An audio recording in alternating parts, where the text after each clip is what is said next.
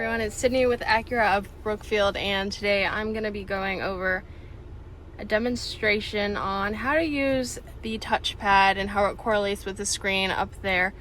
So the first thing you'll want to know is the zones of the touchpad.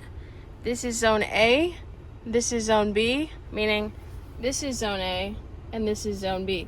So if you want to select something in zone A, you have to use the big portion of the touchpad, and it is a 1-to-1 ratio, so wherever you put your finger on this touchpad correlates with the screen up there.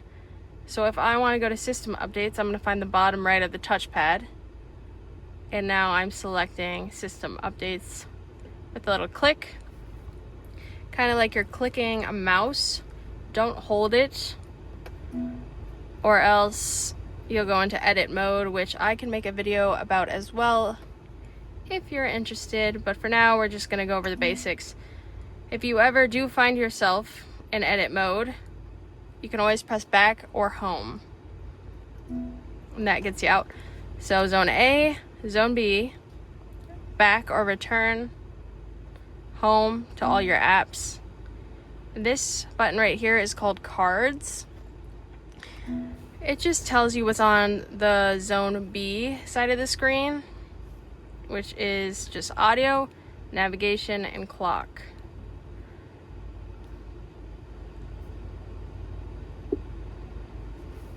Zone B only does a couple of things.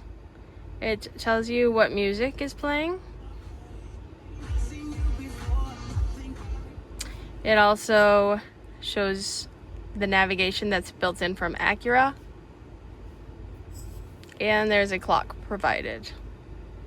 If you push zone B down, it transfers the information to zone A. Then you'd have to use zone A to select what you'd like to do. Once again, if I click zone B, transfers screens and they flip.